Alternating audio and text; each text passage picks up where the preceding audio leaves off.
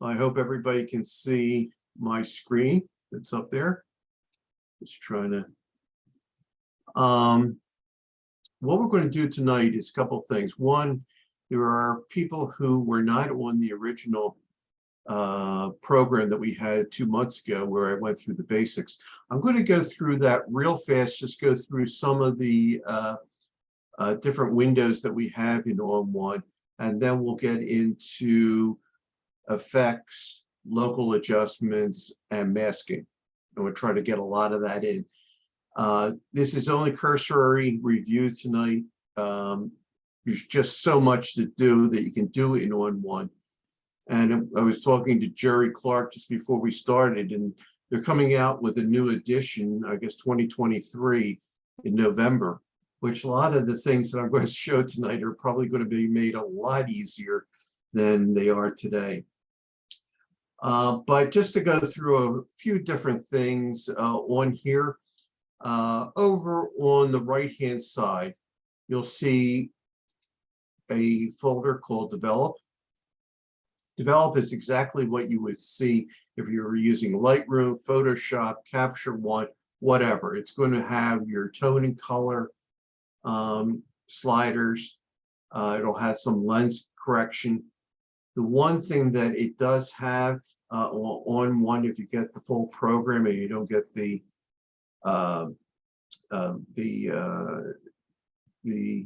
Lightroom version of it, but they have this no noise, and no noise is unreal. It can make something, let me see if I can get into something here. You hit no noise,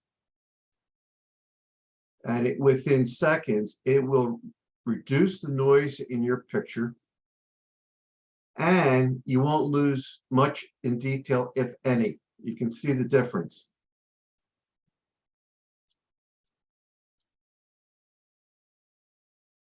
It really is incredible to use. So that's one feature we have in that panel. And why is it taking so long? Usually it's not applying.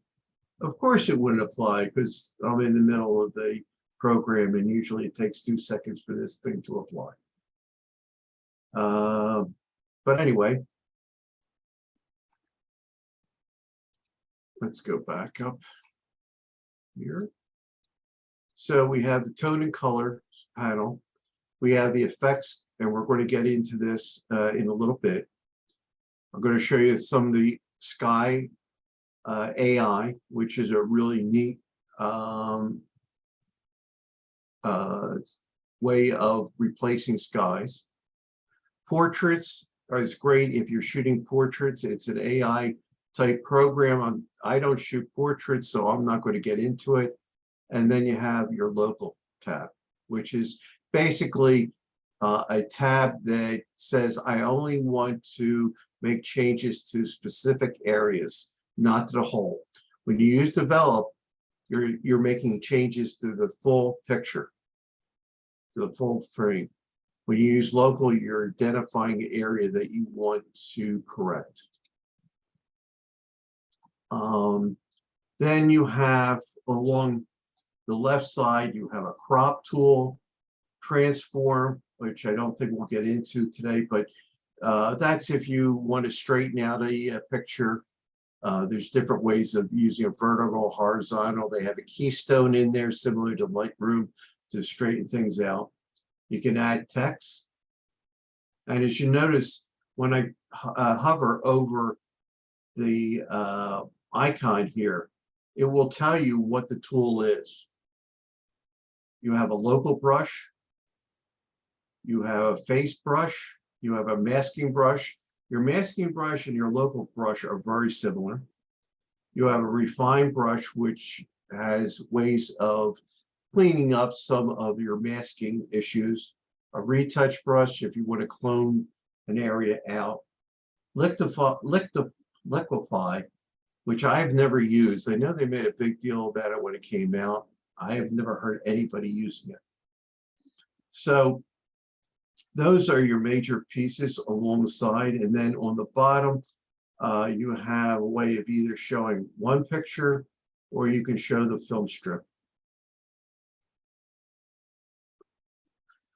So normally in a picture like this, I would start by going over to develop, looking at camera profiles. Camera profiles are going to be either the ones that comes with ON1 or what is in your camera. So I have a Sony camera.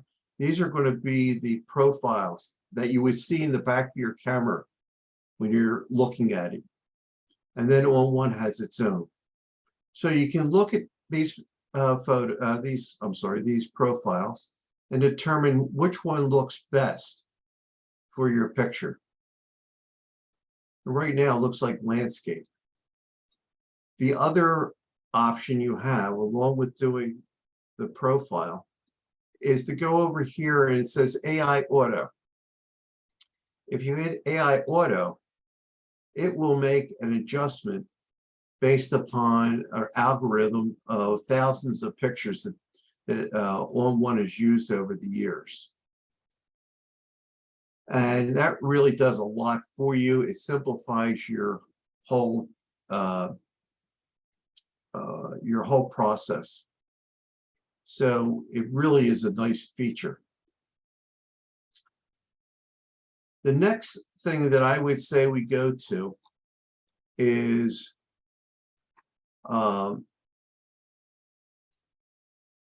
what we're going to do here is two things. One is effects, and I've done some work already on this area. But there's two things I want to do. I want to look at effects, and I want to look at the sky. If you look at the sky, it's perfectly blue, and that tends not to be really exciting. The one feature that is in ON1, which is really neat, and there's a number of programs out there. Luminar Neo has it. Photoshop has it. I don't know about Capture One, but a number of programs have sky replacement. But if you go over to this tab and hit sky, you then can go and it will automatically, I'm going to show you, when you go into ON1, anytime you see this little box, that's your masking box. So if you go over there and you click, I can view that mask, and that is what the mask is doing for this picture for the sky. One thing you'll notice is that it didn't do a great job because there's so much reflection of the sky in these buildings that it's going over into those buildings, and you really don't want that. But just so everybody remembers, when you have a mask, black conceals, white reveals. So anywhere there's black, you will not see the sky. Anywhere where it's gray or it's white, you will see the sky. So in essence, your sky is already going to be showing up here. And I'm going to do that by clicking on a sky. I'm not saying this is the great, let me go down to a sky that looks good. So as you can see, that's not working out really great because there's so much sky images in the buildings. Now, what you could do, since you've got a view now, you can make certain adjustments using both, using a level adjustment. A level adjustment, this is the blacks, this is the midtones, and this is the whites. If I move my blacks to the right, I'm going to eliminate a lot of the picture. I'm going to black them out. Same thing with the midtones. And I don't have one like to do this, but as you can see, you can do a pretty good job of just affecting the sky. And I'll show another way of doing this in a little bit. But that's the sky replacement. Now I want to go over to what I do when I'm using ON1, when I'm working on ON1, and try to go through as many of the effects as I can here. The first one that I tend to use is tone enhancer. And the reason I do that is I like both sliders and curves. And if you haven't worked on curves, we'll look at that in a second, but it has all your sliders except for midtone, which you have a midtone slider in develop, you have a midtone slider in local, but you don't have it in tone enhancer. But you do have a detail slider and a clarity slider. But at the same time, it also has a curves filter as part of this effect. So if you hold down your J key, and this is with ON1, with Lightroom, Photoshop, I think almost all the programs out there use the J key to see where your clippings are. If you see red, that's a white clipping. If you see blue, that's a black clipping. Most photographers don't get too concerned about black clipping because when you print, you usually have a black ink in your printer. But when you see a red clipping, if that's the case, when you print, there is no white. There's going to be just the paper itself coming through.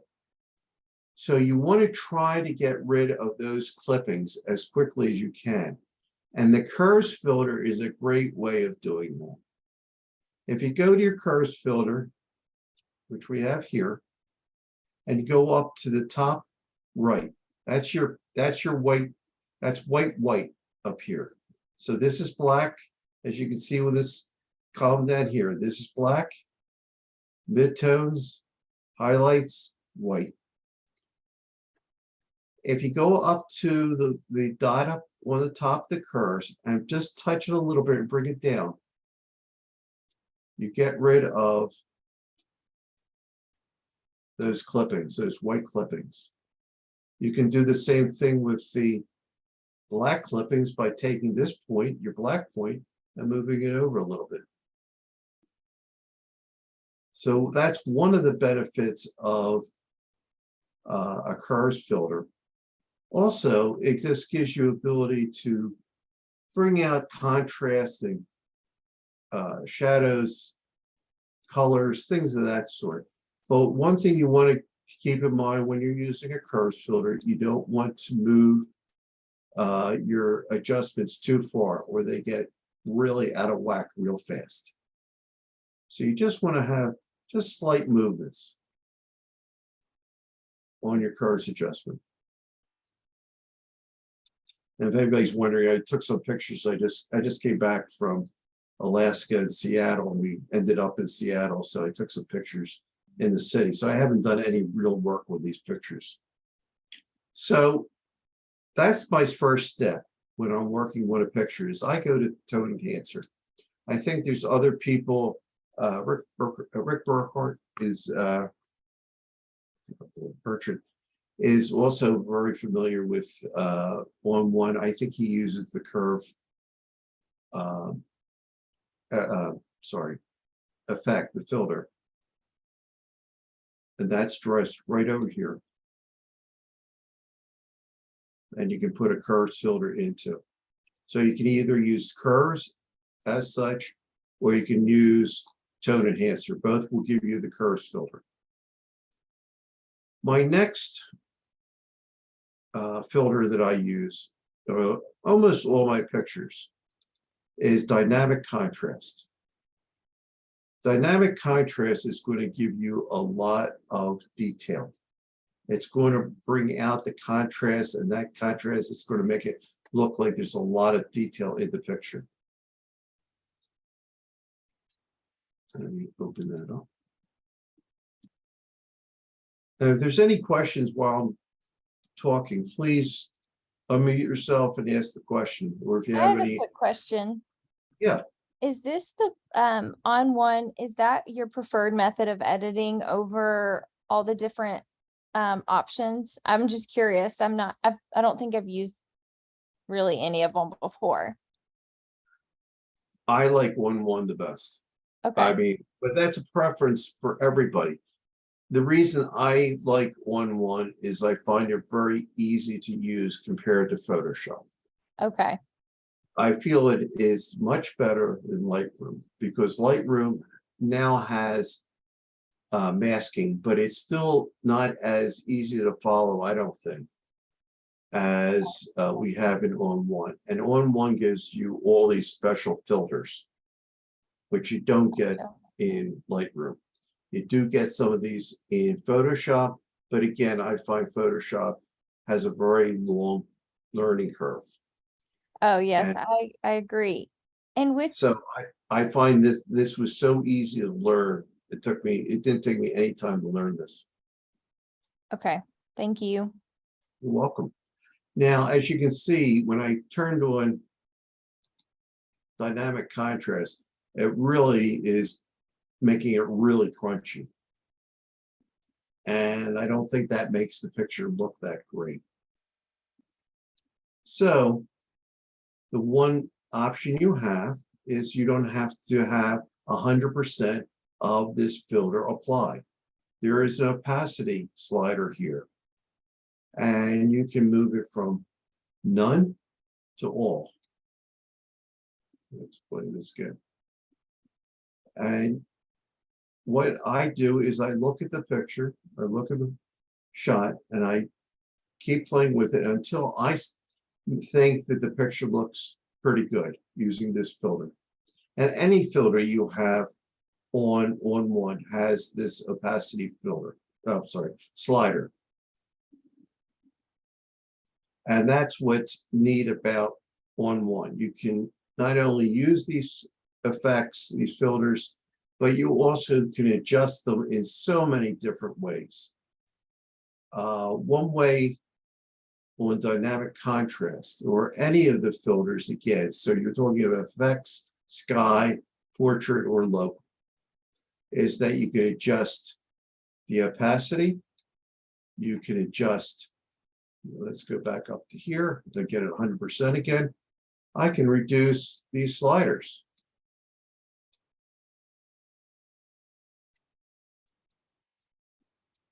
To whatever looks the best. So you have that ability. And in this slider, you also have the ability to make adjustments to highlights, to shadows, your whites, your blacks, and your vibrance.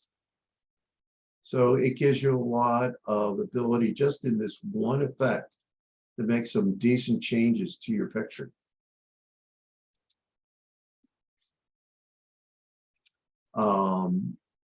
I know I'm going to be throwing a lot out tonight. There are a lot of good videos out there on YouTube by Scott Davenport, Free Will Photography, Jim Nix, and ON1 itself on how to use a lot of these effects and how to use ON1. I'm just trying to throw as much information out there so at least you've seen it. You might not use it, you might not understand it completely, but you want to know that it's there. So I have this dynamic contrast, and let's say there were clouds in the sky right now, or you don't want that crispness, that detail in the sky. If you go over to this little icon here, looks like a television set or a picture, you click that. Here is your mask.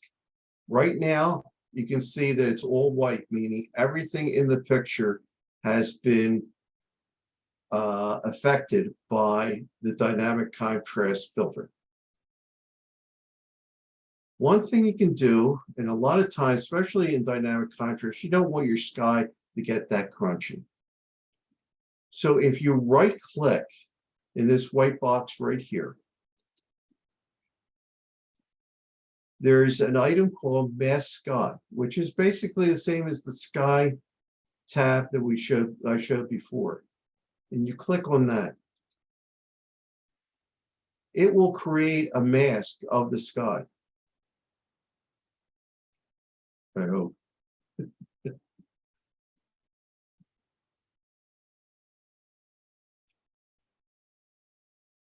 So now if you look at the mask, you can see that it did a really good job of masking out the sky. Now it is masking out some of the buildings because again, these are all blue and the sky is blue. There's an easy way of taking care of that, and that's with a brush. If you hit your B key on your keyboard, that's going to bring up your brush, your paintbrush. In this case, you have up here, I have my shape, which is, a circle. I want to paint in my brush, so I want to paint in the effect.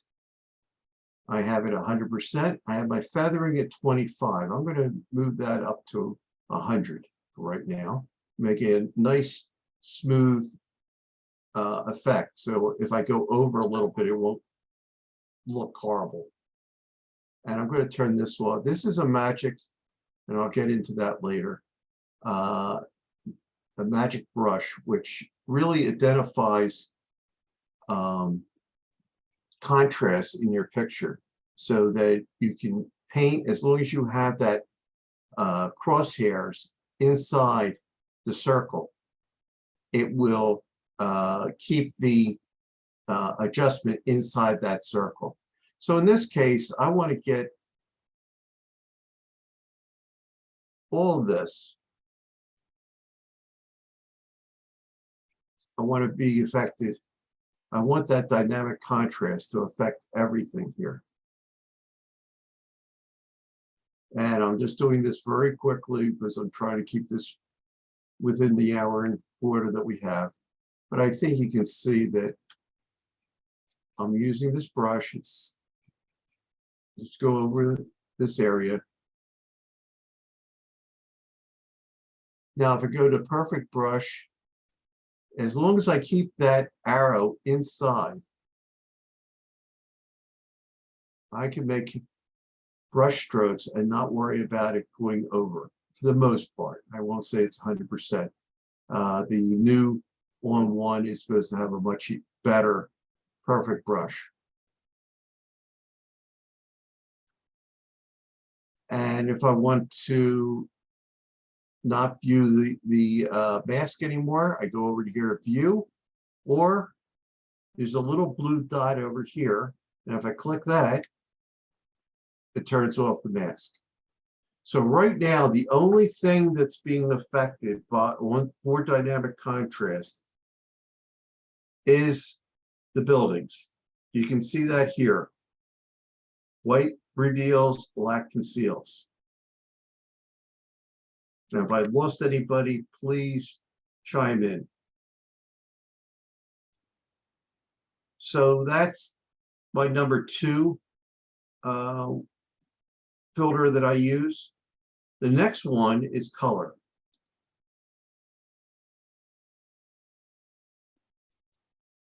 Come on. We have 2 different color, you have a number of different color filters. I'm just going to go over here. When you want to add, I'm sorry, let me just get out of this for a second. If you want to add a filter, all you do is go up to add a filter. And you'll see that there's a number of different color filters. There's the channel mix, color adjustment, color balance, and enhancer. Color adjustment and color enhancer are basically the same thing, other than color enhancer has a little bit more ability to do vibrance and saturation. These color adjustments, you don't have that in color enhancer.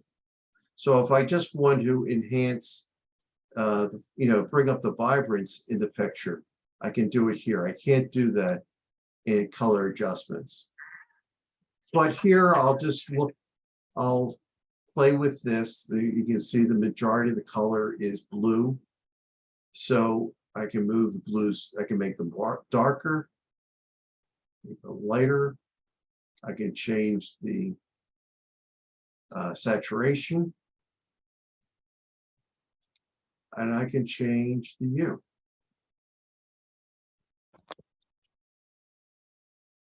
And one other item is that if I want to change, let's say I want to change the brightness of a color. Let's say I want to pick one color. You go over here to this little eyedropper, you click on the eyedropper, and then you get these crosshairs. If you go one direction, you'll see on the bottom, the brightness is heading toward the right. If I go the opposite way, it's getting darker. So I can play with different colors that way. Again, let me do something that's not as obvious. I'm going to take the eyedropper again and go on this red. I can make it bright, or I can make it dark. And you can do that with brightness, saturation, and hue. And that's very similar to what, if you've ever worked on Lightroom. It's very similar to what you have with Lightroom. So again, this is an area that this is a filter that I use quite a bit in my workflow. Another filter that I use at times, based upon the photo, is a sunshine filter. Oops, sorry. Good one.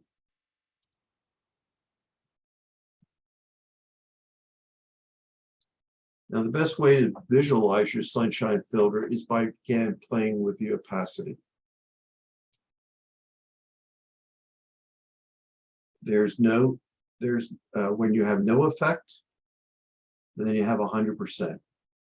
It sometimes just makes the lights pop out a little bit more. It gives it a little bit more of a contrast look.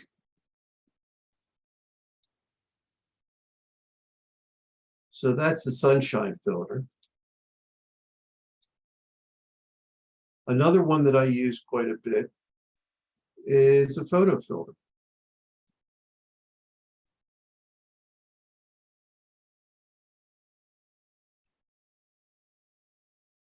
Photo filter, you have a whole slew of different options to use. Over here are all your different options where it says more. So you can go right down the list and see which one really makes your picture pop. Or which one gives it that effect that you really want.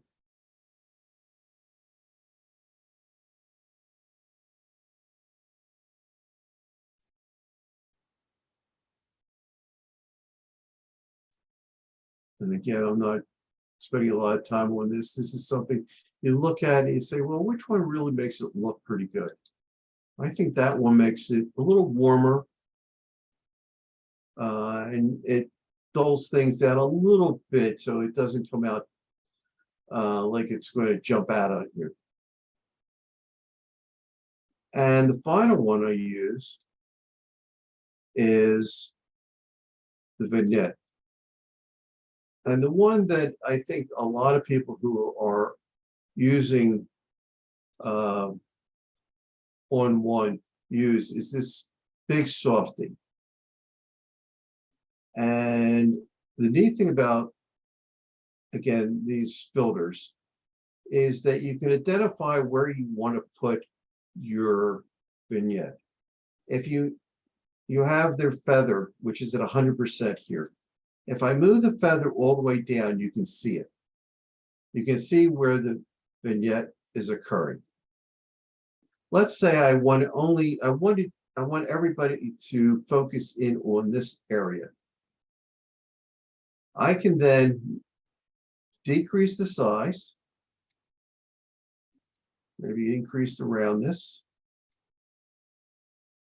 Then there's a little tool here, a little crosshair. You click, and it gives you a crosshair, and in that crosshair, you're able to move your vignette. And when you're done that, you pull your feather up again to 100%, and you're now focusing.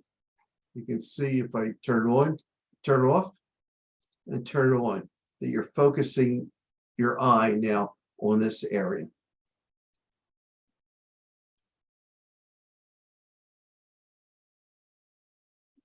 So that's one way I've worked on ON1. I'm going to stop for a second. Is there any questions? Anything that needs clarification? Because I know I'm going fast and I'm doing a lot. Rick, this is Lee. Yeah, Lee. One thing that when you were doing the color enhancement on that red building, one thing that popped into my head, and I'm certainly no ON1 expert, but sometimes when you are working with all of these filters under effects or under local, you might use the same effect for different parts of the photograph. So if you look over, if you can, Rick, if you can get the list of your applied, yeah, there you go. You can rename each one of these filters. Like you could have color enhancer, and then you could rename that to say dash red building. And then you can have another one that says color enhancer yellow building. So you're going back to change things around. You'll be able to know which filter is doing exactly what. Good point, Lee. All you need to do is double click on the name. And then let's say this, let's call this overall. Then I can always go in here. And let's say I go back, this time I'm going to go to color adjustment, just to do something different. If you remember, this is your masking tool. You go click this. Now, as you can see, everything's being affected. If I hit invert, nothing is being affected at that point. So there's been no change. There's nothing's being changed as color. If I get, again, my brush, so I hit B, get my brush. And let's say I want to go over here to what Lee was talking about, and I want to just go to this building.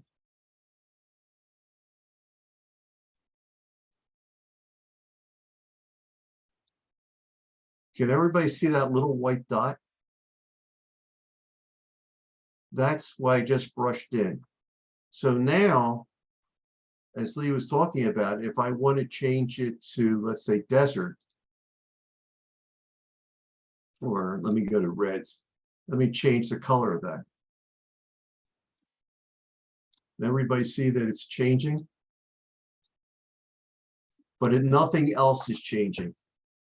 It's only affecting the area that you have identified in your mask. So I could call this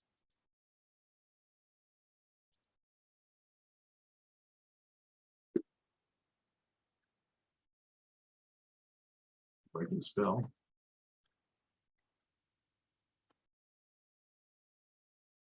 So you can have as many of these filters as you want, and you can go and only affect certain areas and change the colors, the dynamic contrast, textures, anything you want, the curves.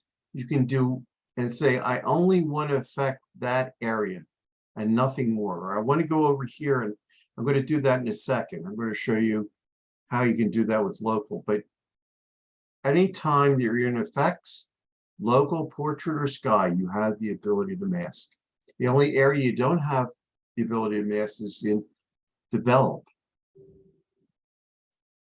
So, you also go mask and layers, and I think that's beyond the scope of tonight's presentation.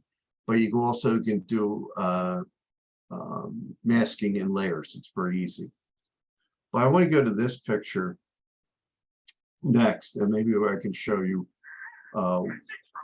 what I'm talking about here. So this is a mural that's in downtown Seattle.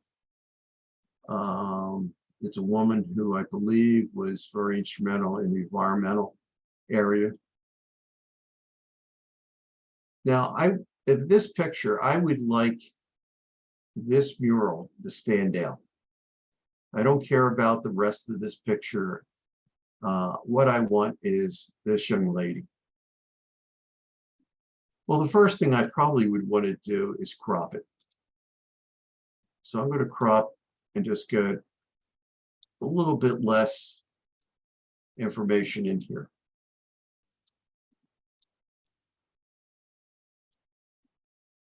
Oops. And you hit apply on top, and that's it. So now we've cropped. The next item I want to go to is local.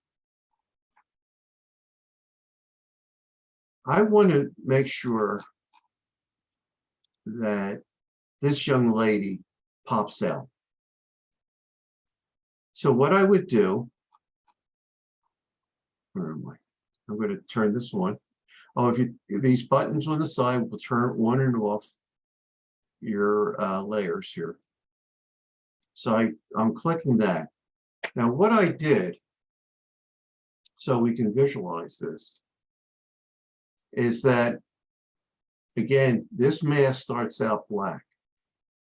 So what I did is I got my brush, and by hitting the B key, and brushed in just the mural and nothing else.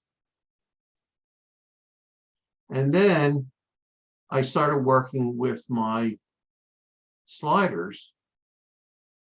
I brought up the vibrance, which is down here. I adjusted some of the highlights. I added more contrast, added a little bit more in the midtones, a little less on the shadows because I want to bring out those blacks.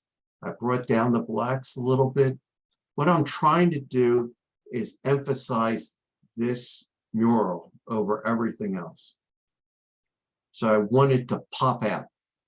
And you can do that with this local adjustment, because all you're doing is you're identifying the area that you really want to concentrate on and work your magic on that. So you're working all your exposure, contrast, highlights, midtones, all these items that you have available to you to make this part of the picture pop. What I then did was hit copy.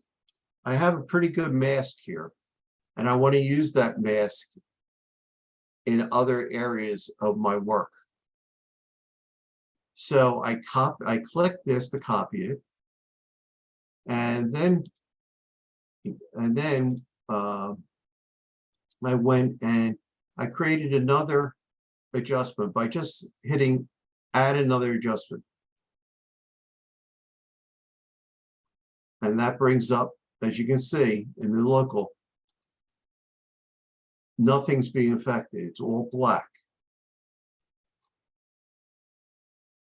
So that's what I started out with. I then copied that mask onto here. So you hit paste. Now you can see that's doing the opposite of what I wanted to do. I want this only to hit the buildings. So again, I hit invert.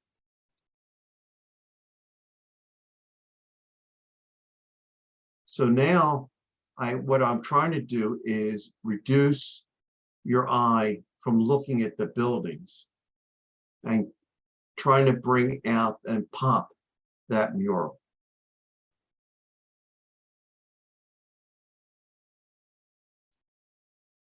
And again, you can play with the opacity if that's too much.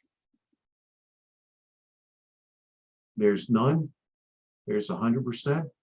You can play with it as much as you want.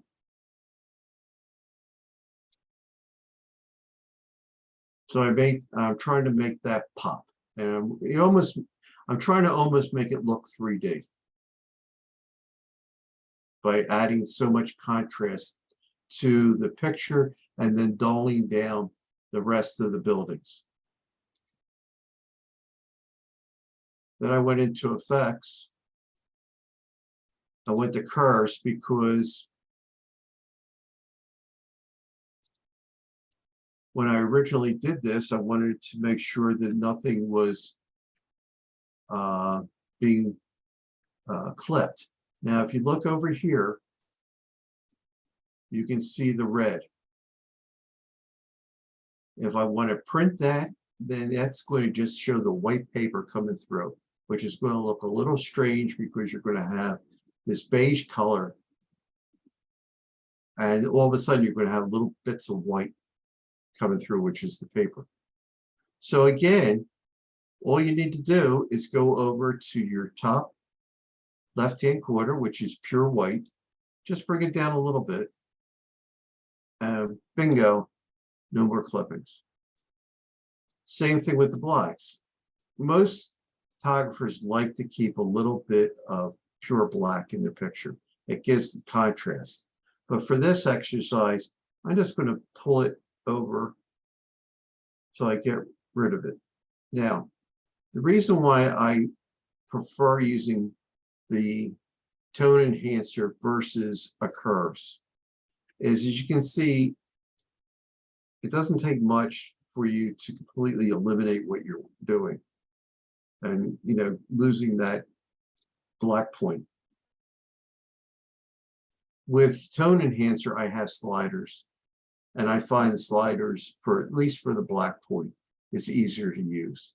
So that's why instead of using curves, I use the tone enhancer and then use the curve adjustment inside of the tone enhancer. So now I got my white point, black point where I want it. Now I want to add some sharpness.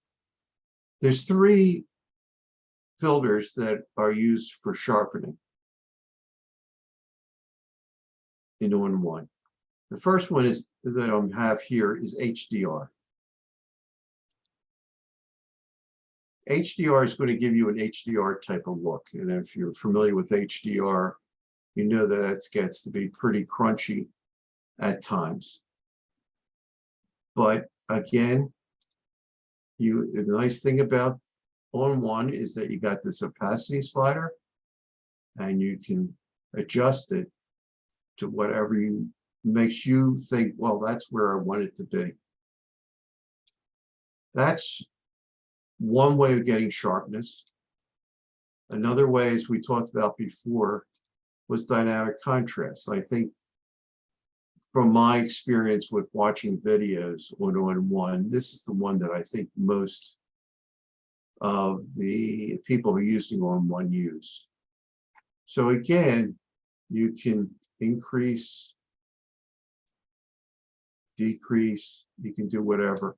This to show you how crazy it can get. If I use surreal, see how crunchy that gets? It really pops out everything, but it's a little bit too much. If you wanted to, you could just bring that down until you're satisfied with the look.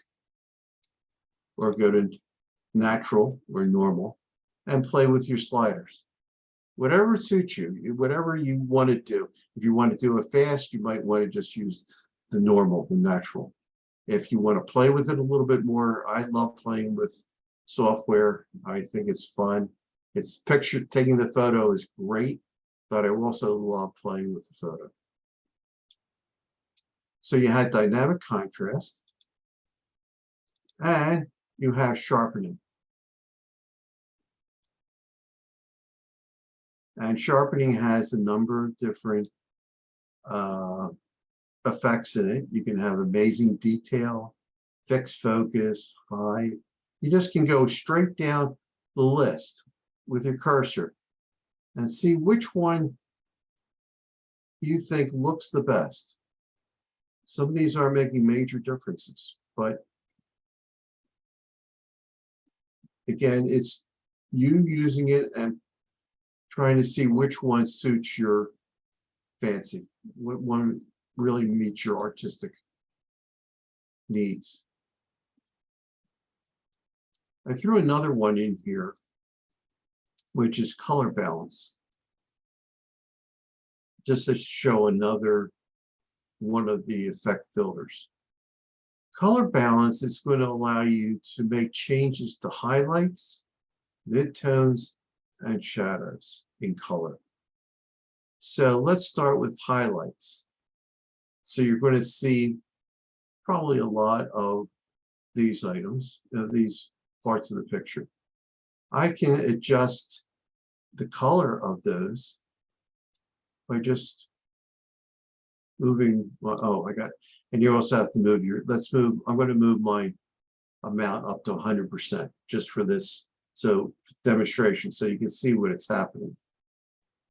So as you can see, the highlights are all turning purple, blue, whatever you want it to be. But it gives you that ability to change the highlights, again, the midtones. And again, you have to move up.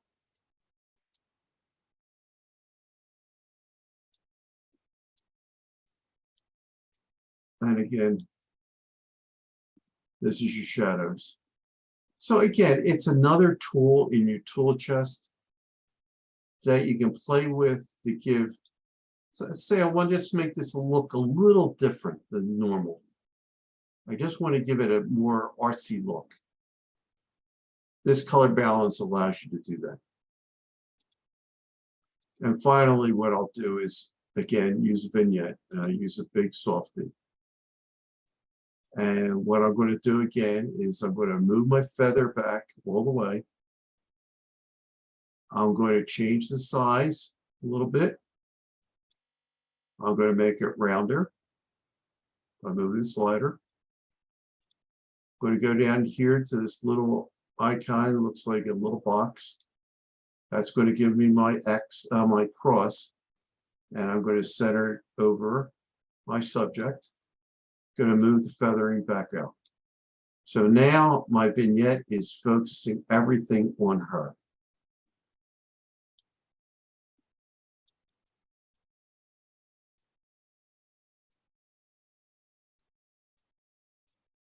Okay, I'm going to stop again. Any questions on this picture?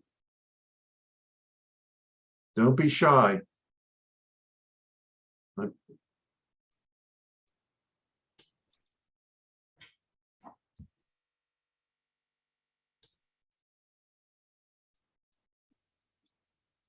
Okay, no questions, then we'll get to this picture as soon as it comes up. Another item that you might want to consider is, do you have any spots, any dust spots in your picture? Because if you're printing them, you don't want to print it and then you print it out and all of a sudden you see little dust spots all over the place. ON1 has the ability, again, Lightroom has the same thing. If you go to your retouch over here on the left, then go on top. I hope everybody can see this, the visualize dust spots. You click on that little circle, and if there was any dust spots in the picture, they would show up. Luckily, this doesn't have it. I must have cleaned my sensor for a change. When you're done with that, let's say this is a dust spot. What you can do is come over, you have a little item called your perfect eraser, which is already clicked, highlighted, it's blue. And you just go over here and just paste over that, you brush over that, and it will remove, hopefully, the dust spot.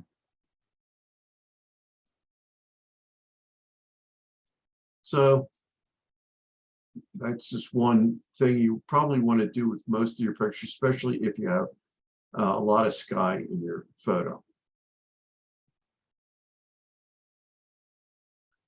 I'm trying to figure out what the other thing that I found in this picture was, I'm going to go to view down here. You can see that even though, here's the info in this picture, I shot it at ISO 400 and at f-stop 14. But as you can see, there seems to be a lot of noise in here in the shadows. So what I would do is first go over to develop. I would go down to noise and sharpening. I would go over to no noise. Let it do its magic. As you can see, it took out almost all the noise from those shadows. And then you just hit apply. And that's it for noise. And I was shooting over the weekend. I was in Philadelphia, unfortunately, for a funeral, but my wife, Beth, convinced me to take the camera since we were driving all the way up. And I was shooting flying squirrels at 9 o'clock at night in my nephew's backyard. And I was shooting at 12,800 ISO. And I put it through no noise, and you wouldn't know there was any noise in the picture. So we got that. Now, I wanted to do something else here. Right now I'm going to create a new adjustment and show you what I was trying to do. As you can see in this picture, I could use that sky replacement, but I wanted to show another tool that you can use that really works out nicely. If you go up to your perfect brush here, make sure that it's on, so it's blue. And if you hold down the control key on your computer, or I believe it's command key on a Mac, what you can do is you can take out, you can mask out the area. And if let me show you what I'm talking about. Come on, play nice.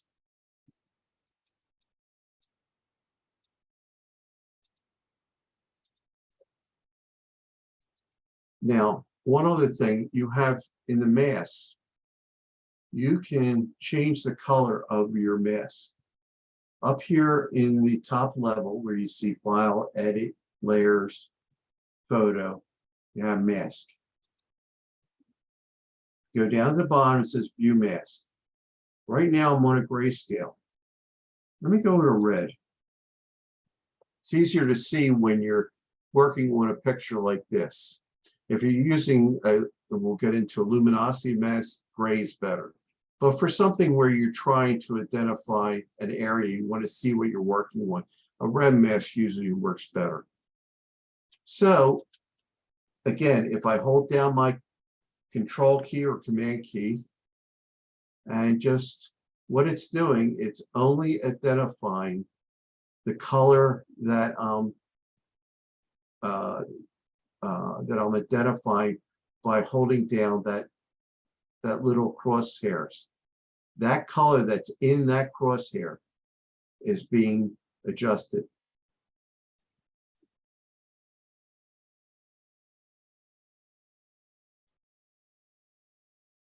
So sometimes if you had a perfectly blue sky, this would be done real fast. But because we have both blue and white, but you see that I'm overlapping this building, but I'm not affecting that building because I'm only identifying these colors that are down here.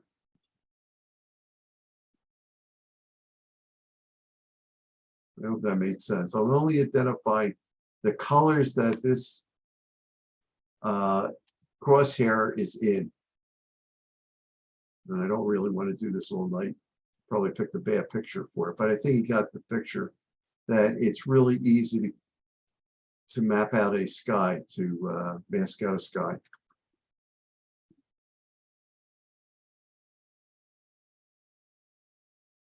And I'm going to remove that. And go over here. I had done this one already.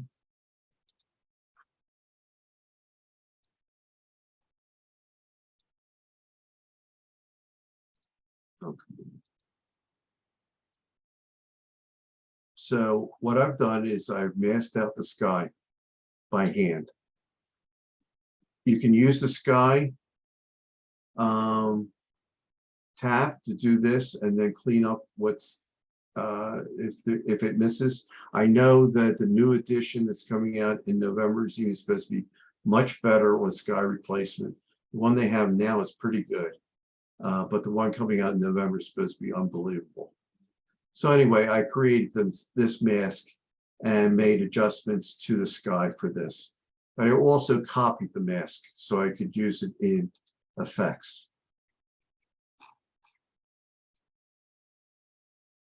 So again, I went back to tone enhancer and I only wanted to affect the buildings.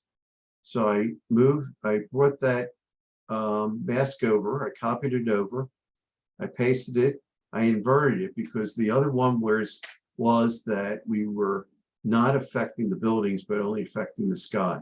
In this case, I only want to affect the buildings. So I did some adjustments in this section. And I got my, again, worked on the contrast, highlights, whatever needed to be adjusted to taste.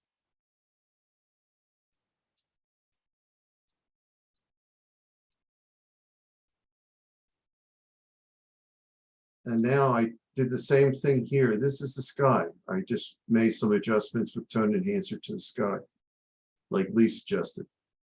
So you can do this on any filter. You can do it as many times as you want.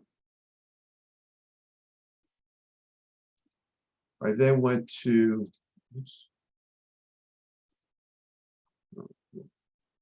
dynamic contrast. And I did not want to affect the sky. So I put, I masked out the sky. See the black, and it's only affecting the buildings.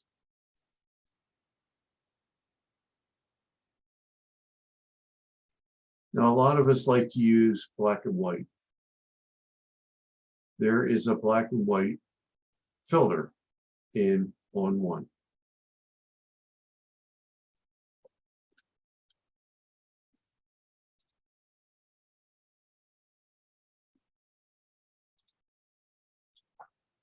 And the nice thing about this filter is that you have a lot of different options with it.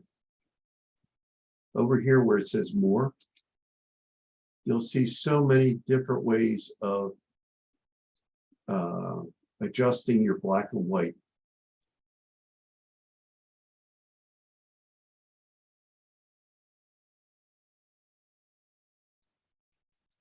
So you can go right down the list and pick out whatever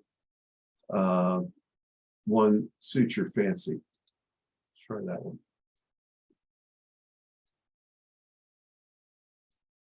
So there's a lot of different ways to do it. You can adjust the colors in here.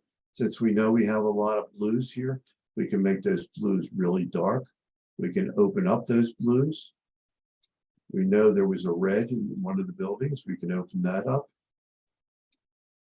We can play with all the colors that's in the picture and make adjustments that way. So you have, these are almost like presets in here.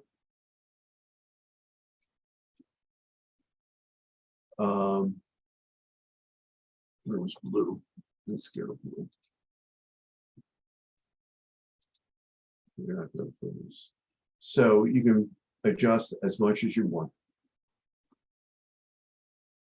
A lot of times when I'm using black and white, I go to another filter called bleach bypass. What bleach bypass does is really brings out the lights, the highlights, and the darks. It really increases the contrast in your picture. Now, if you look at that, you say, well, that's a lot. But that's why you have the ability to change the opacity. Again, I'm using a lot of filters with this picture just to give you a flavor for what ON1 can do.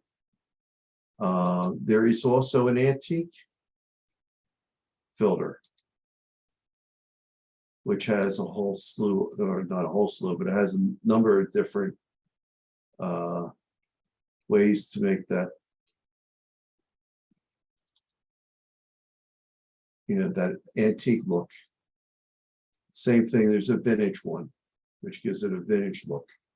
Again, each one of these has some presets in here.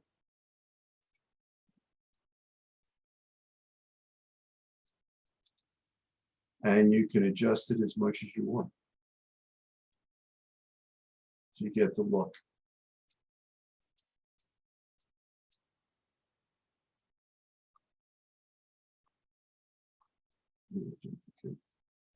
The next one that they have in ON1 is LUTs. I don't know if you're familiar, if anybody's ever heard of LUTs, but what it stands for is lookup tables. And what it is, it's almost like a preset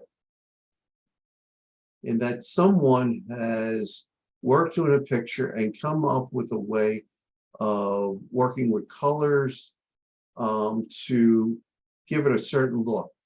For instance, if you ever watch a TV show and the character was watching something, I don't know, it was Batman or something the other day, and main characters were all in blue. It was like a night scene was blue. If you look at a color wheel, the opposite of blue is like orange. You'll notice in the background that the colors are yellowish orange. That's what a lookup table, they're using lookup tables to do that filter in the movie. That's what this is going to be doing too. It's going to give you a different look.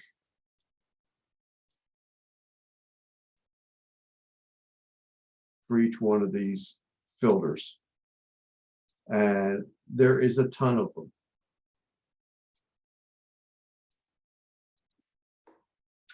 Rick? Yeah. Brings a good, I've been wondering about this and just wanted to see if it might be a good place to insert the question. Sure. On the left side, we've got about 4,000 presets. And we keep getting more in the monthly bonuses that they give subscribers. Yep. Do you ever use those? Sometimes Why? I have, if you look up here, I have my own that I've worked on in the past. I'm finding as I get better at ON1, the less I'm using the presets. Well, I have my own way of looking at a picture and how I want to work with it. So I tend not to use presets. If you want to use presets, as you said, they have a ton of them. And you can make adjustments just like I'm doing here. whatever the preset is. So let's let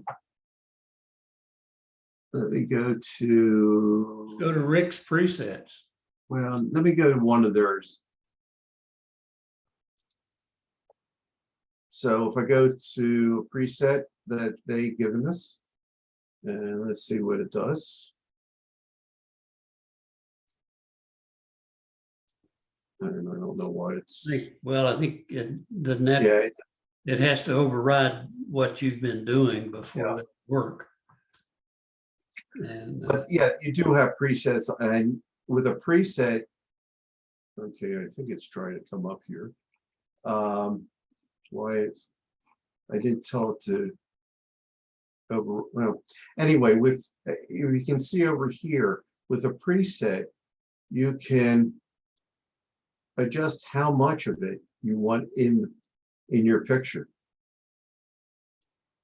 You also can go into the various effects and adjust those sliders too, the opacity and the color, or whatever you want it to be. By 10, again, if you're new to it, a lot of times presets are a good way to start out. Yeah. As you get more comfortable, I think you're going to have your own style. And that style is based upon the picture you're working with. That's why I even gave up on my own presets, because I can see a picture now and I can visualize what filters I want to use. But that's a good point. thanks, Rick. I'm going to try and move this now, just to get this last one in. This is Mount Rainier from Seattle, which is very unusual to be able to see Mount Rainier from Seattle. On our trip to Alaska, it was mostly foggy and rainy. They were talking about how hot things were up in Alaska and how things are changing. But the one thing I wanted to bring out on this picture was a luminosity mask. Let me, instead of going to that right away, let me go. I'm going to add another mask or another local adjustment. When you go to local adjustment, it automatically starts out with darken. So remember that, and if you double click on the name, it goes back to 0.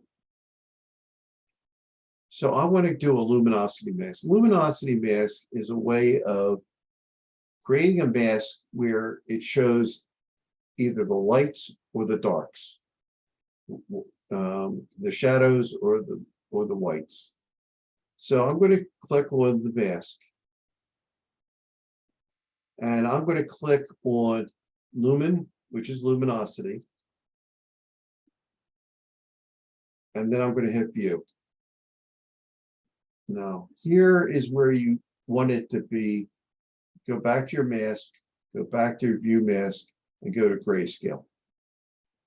Where you see dark, what is going to be adjusted is nothing's going to be adjusted, or very little is going to be adjusted in these dark areas. Where you see white, that's where it will be adjusted. If you want to, I just want to get Mount Rainier, and that's all. So you can play with a couple of these sliders here. First one is Windows. Windows is going to start taking dark areas and making them darker. So as you can see,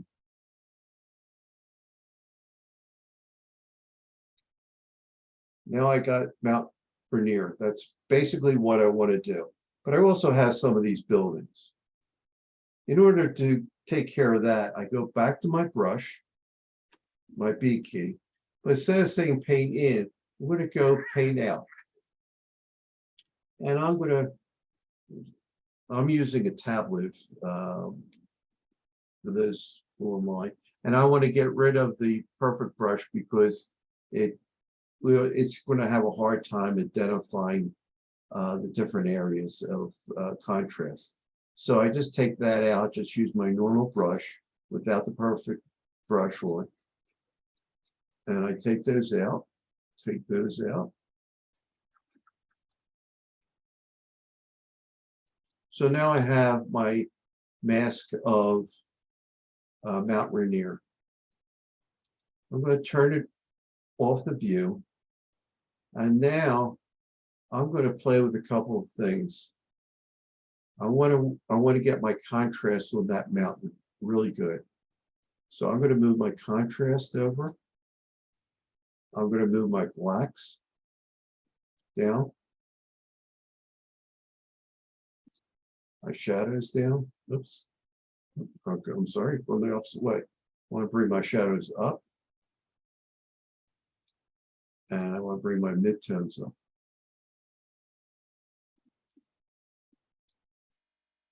Voila. I just brought out Mount Rainier. Now, it might be a little bit much, but it's a way of focusing on one area.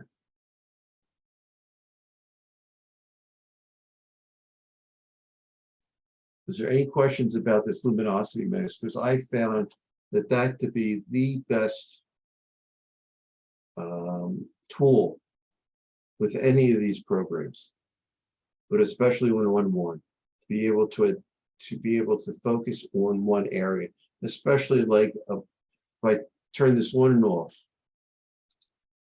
you hardly can see the mountain. Pow, brings it out. It's really cool. And then, Hey, Rick? Yeah. Go back, if you would, and show the spots on the picture, because I think you have some on this one. oh, okay, good. Thank you, Jerry. Okay, go back to retouch. And again, go back to visualize dust and click on that. And Jerry's right. But automatically, when you go to this visualize dust, it has this perfect eraser. And you can go there and clean that up.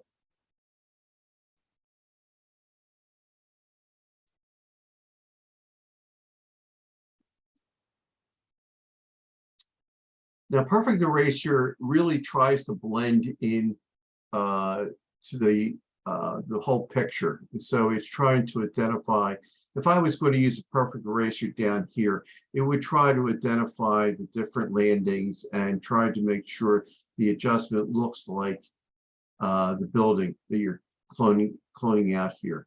Another way is to use just the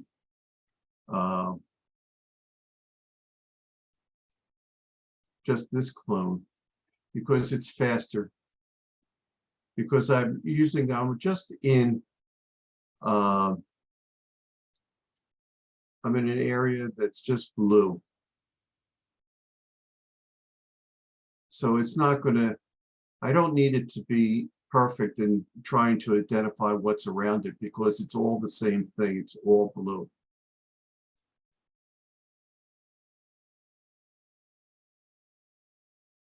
So I'm not going to take out every spot at this point, but I think you get the drift of what's happening. Rick, last time, didn't you show us something where it automatically got rid of all of the dust spots with one click? No, I think that was Lightroom, right? No, I don't think that's Lightroom. I think it was Luminar. Luminar? Oh, okay. Okay. Yeah. This you have to do manually. One other interesting tidbit for ON1 is using different brushes. Now, I don't know what happened here, but I'm going to start all over again. I'm going to take this one and I'm going to, let's say, let's You know what? It's easier just to do this. I'm going to create a new mask. Now, what I want to do is up on your shapes here. The normal shape that you have is round.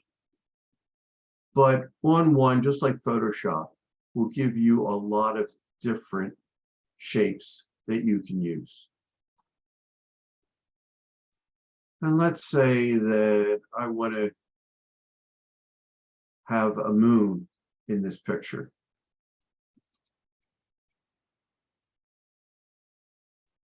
I can adjust the size by hitting my bracket key. My right bracket key increases the size. My left bracket key reduces. Now, when I get, in order to make this work, there has to be a couple things you have to do. One, you have to make sure you got the right color. So in this case, I probably want it to be white or close to it. I can angle it a little bit.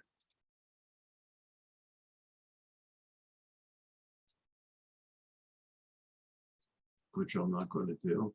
Let's get back to, which I don't think I want to do it that way. Come on, Ricky. That's it. And I can just click it here. And now I have a moon over Mount Rainier. Now, since this is, you can see this, let's say this is a morning shot. Well, you don't want the moon to be that bright. So you just move your opacity down and make it fit in.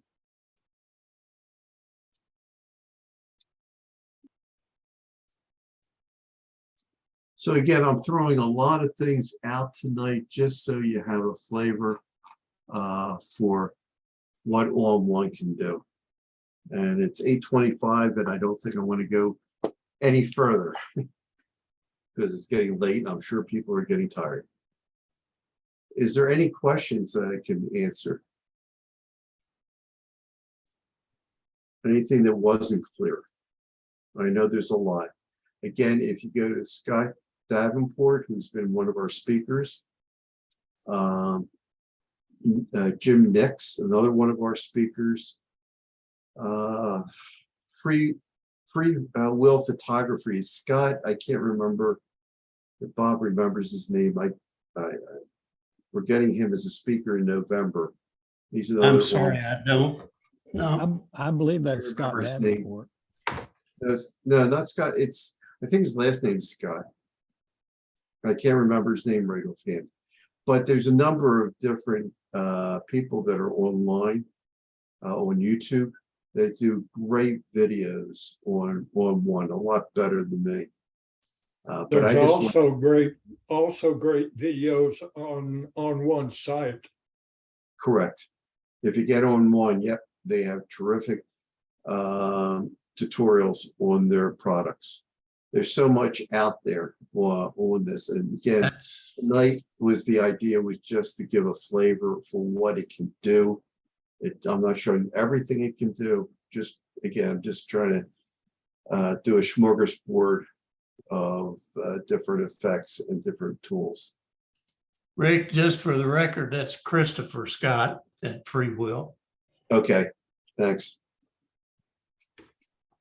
Rick, this is Lee. I just want to say that was terrific 90 minutes, so thanks.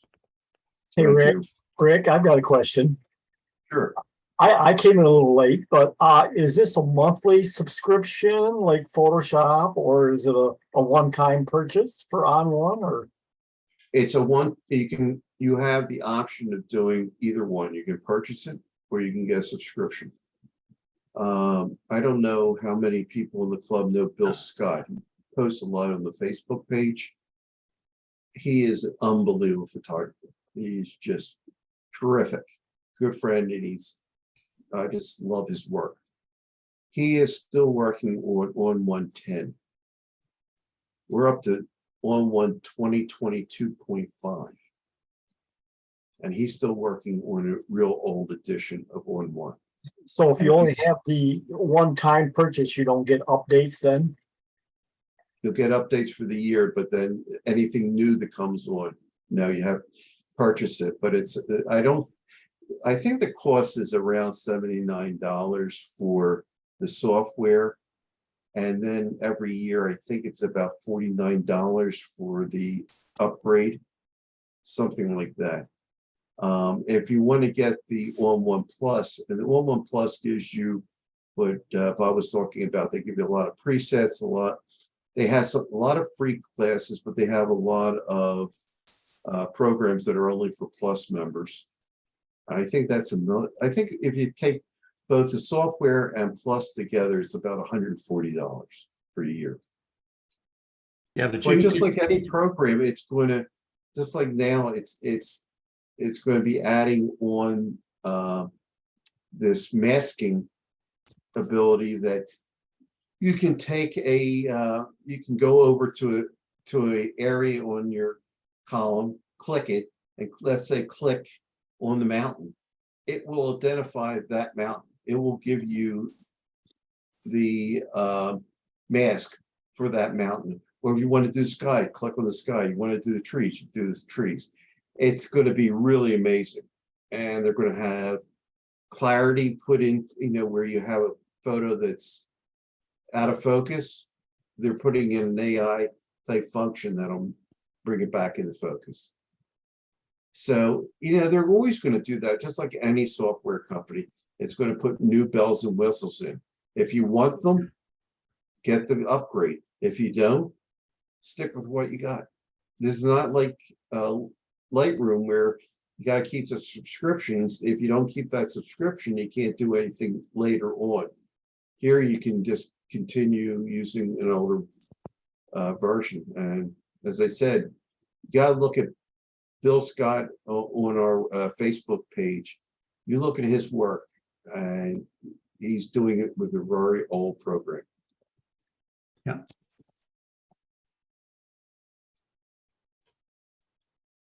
Any other questions? Anything else I confused the crap out of somebody about? I think the thing that you've mentioned several times, Rick, is go look on at YouTube or other sources and get some of the tutorials that are available. There's about 4,000 of those, and just pick the topic that you're interested in. There's at least one or two tutorials on that. Take them one at a time. That's a good point. And the other side of the coin is that if you wanted to try ON1, you can get a 30-day subscription for free. And if you like it, fine. If you don't like it, don't buy it. It's different flavors for everybody. If Dick Dougal was here, he'd be telling you how great Photoshop is. And he's right. Photoshop is a fantastic software. How is the database functions in ON1? I mean, Lightroom is, worldwide known for their capability in that. How is ON1? ON1 doesn't have a catalog system. It does and it doesn't. You don't need a catalog system. If I go back to browse up here, you can set up your own system. I prefer that. I've always preferred that. If you work only in Photoshop, you don't use Lightroom, you're doing the same thing. You're setting up your own folders in your system and then going to those folders. So you can see in 2022, these are all my folders for photo shoots that I've done this year. You can think I'm out every weekend. I think I am out every weekend. But anyway, I prefer doing that. There's also a way of creating a catalog within ON1 up here that all you have to do is go over here, click the plus button, identify what file you want to put as a catalog. You can do that. There's a way of setting up albums. So let's say you have an album you want to have for animals, or the best pictures of August, or whatever you want. You can set up, you can then copy those pictures right into the album and save them there. So there's different ways of doing it. The Yeah, other very thing I forgot to mention, if I can do this real fast, one of the things that ON1 has in it, and Jerry Clark, I think, knows this area better than I do because I haven't used it much, is resize. So if you have a small file and you want to make a bigger picture out of it, so let's say you have a 4x5, and you really would like to make it 11 by, was it 8.5 by 11 or 11 by 14, you can resize it in ON1, and you will not lose that much detail when it gets resized. Yeah. It's an incredible, again, another piece of the puzzle. That's how they started out, was with resize, and they have expanded from there and created a pretty interesting software package. Tom, do you have any other questions? I look like you were going to ask something else. No? No, I'm good. It's my bedtime. Okay. I'm not Thank going to you, keep. Rick. That was a great presentation. Thank you. Oh. Appreciate it. You've just about And if- sold me on it. If anybody has any questions, give me a buzz. There's a whole bunch of us that are using ON1 within the group. We'd be happy to work with you on anything. Lee, a few years ago when we had a auction, wasted his money and bid on me, and we worked together at my house with ON1. So we're willing to help out with anybody on any program. We have people who can help you with Capture One, Lightroom, Photoshop, Luminar. There's a lot of stuff out there, and we want to serve this community. And one last pitch: if you want to be president or vice president, we need you desperately. Please volunteer. Hey, say goodnight, Rick. Good night, One Rick. last thing, we are thinking about adding one class to the Photo Basics, a beginning class on Photoshop, which will happen sometime in September. Stay tuned for details. Sounds great. And with that, I'll say good night. Good night, everybody. Thank you. Good Thank night. you, Rick.